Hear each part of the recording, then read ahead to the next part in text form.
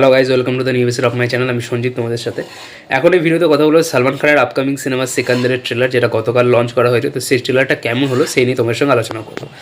তো দেখো, এই সিনেমার যে ফার্স্ট গ্লিমস এসেছিলো, সেই গ্লিমস বাদে এবং একটা গান এসেছিলো, ওই যে ফার্স্ট যে ডান্সের সংটা এসেছিলো, ঠিক আছে, ওইটা বাদে ঝুম ঝুম বাড়াবার বা এরকম কিছু একটা গান ছিল, ওইটা বাদে আমার কিন্তু এই সিনেমার যে টিজার বা বাকি যে গানগুলো এসেছে আমার একটাও কিছু ভালো লাগেনি, ঠিক আছে। যে এবার এই ট্রেলারটা আমার কেমন লাগলো, যে সেটা যদি আমি বলি তাহলে আমি বলবো, আবার এক কথা ট্রেলারটাকে আমি বলবো না যে ট্রেলারটা খারাপ হয়েছে, বা এটাও বলবো না যে ট্রেলারটা এক্সট্রাঅর্ডিনারি হয়েছে, মানে দুর্দান্ত হয়েছে এরকম কিছু। একটা ঠিকঠাক ডিসেন্ট ট্রেলার কিন্তু এটা হয়েছে।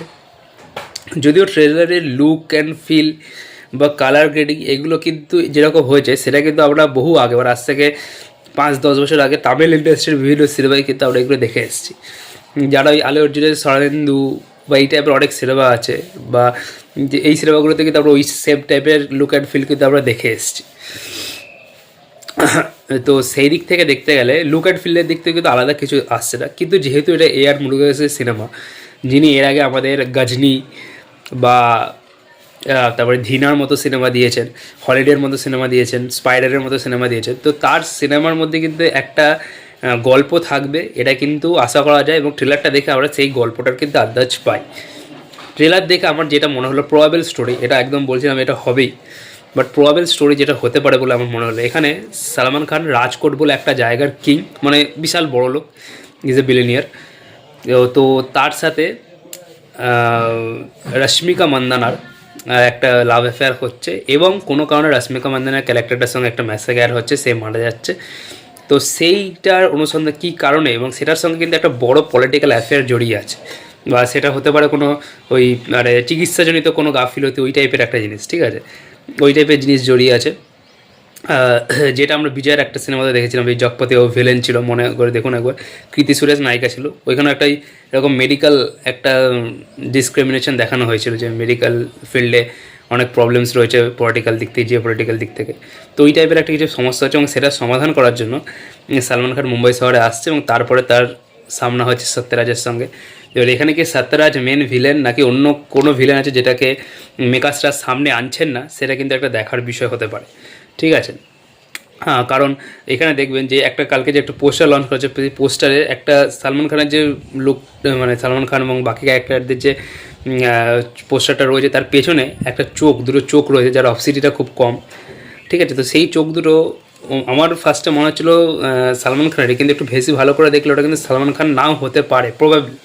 কারণ দেখুন, এই ট্রেলারের মধ্যে সত্যরাজকে যে সালমান খান মারছে সেটাও কিন্তু দেখিয়ে দিয়েছে। তো এআর মুরুগেসের সিনেমা, যে এবং সালমান খানের মতো একটা বড় স্টারকে নিয়ে সিনেমা তৈরি হয়েছে, সেখানে ট্রেলারের মধ্যে রিভিল করে দিচ্ছে যে না, যে ভিলেন, যে মেন অ্যান্টাগনিস্ট, এত দুর্বল যে তাকে নায়ক মেরে দিচ্ছে, এটা কিন্তু আমার মনে হচ্ছে না যেটা সম্ভব, ঠিক আছে। তো হতে পারে এখানে একজন কোনো বড় ভিলেন আছে যাকে কিন্তু দেখানো হচ্ছে না, ঠিক আছে। তো এটা গেল মেন স্টোরি লাইনা। তো এখানে ট্রেলারের মধ্যে আমার কিছু কিছু জিনিস ভালো লাগে, যেরকম হচ্ছে ট্রেলারের শেষের দিকে একটা জায়গা আছে যেখানে রশ্মিকা মন্দানা ওই একটা গান গাইছে, এবং তার সাথে সাথে অ্যাকশন সিকোয়েন্স হচ্ছে, মানে গানটা হচ্ছে, গানের একটা পার্ট হচ্ছে, অ্যাকশন সিকোয়েন্স হচ্ছে, আবার গানের একটা পার্ট হচ্ছে, অ্যাকশন সিকোয়েন্স হচ্ছে। ওই জায়গাটার কিন্তু কাটিংটা আমার খুব ভালো লেগেছে। প্লাস একটা সিকোয়েন্স আছে দেখবেন, যেখানে 5-6 জন, আরও বেশি 6-7 জন মিলে বর্ষার একটা মানে বর্ষাগুলো নিয়ে, বল্লমগুলো নিয়ে একটা অ্যাকশন সিকোয়েন্স রয়েছে, যেটা বনগুলো সামনাসামনি করে লড়াই হচ্ছে, ঠিক আছে। ওই জিনিসটা ওইখানের অ্যাকশন সিকোয়েন্সটা ভালো আছে। ওভারঅল পুরো যে ট্রেলার জুড়ে যে বিভিন্ন অ্যাকশন সিকোয়েন্সগুলো রয়েছে সেগুলো কিন্তু ভালো লাগছে এখানে, ঠিক আছে। বাট এছাড়া ট্রেলারের মধ্যে যে গানগুলো যেরকমভাবে প্লেসমেন্ট দিয়েছে ট্রেলারের মধ্যে, সেই গানগুলোর প্লেসমেন্টগুলো ভালো লাগছে।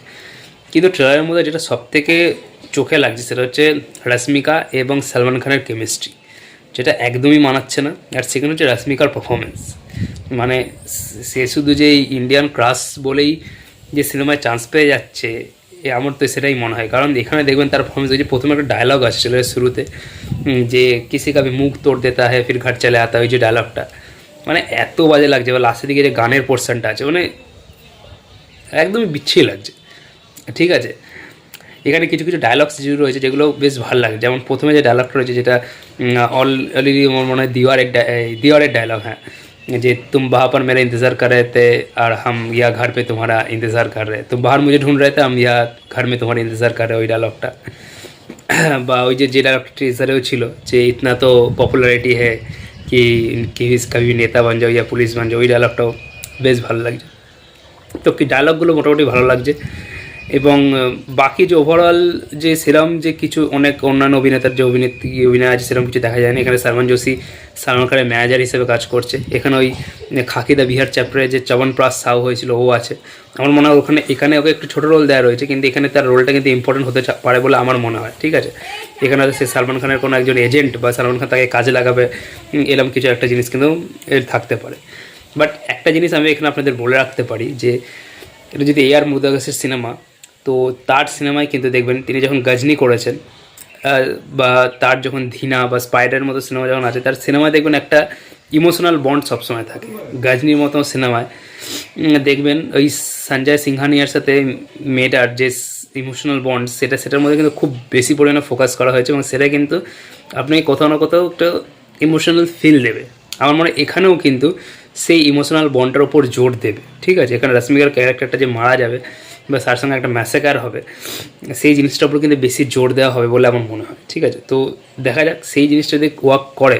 কারণ দেখুন সিনেমার লুক অ্যান্ড ফিল বা সিনেমাটা যেরকম, সেটা আমার মনে হয় না যে আজকের দিনে দাঁড়িয়ে 2025-এ দাঁড়িয়ে যে আমরা একদম নতুন কিছু এরকম আমি বলবো না। ঠিক আছে, বাট ওভারঅল যদি আমি বলি যে ওই যে ইমোশনাল বন্ডের জিনিসটাকে যদি ঠিকঠাক করে ওয়ার্কআউট করে, তাহলে কিন্তু একটা কিছু এক্সট্রাঅর্ডিনারি জিনিস বক্স অফিস কালেকশন কিন্তু আমরা দেখতে পেতেই পারি।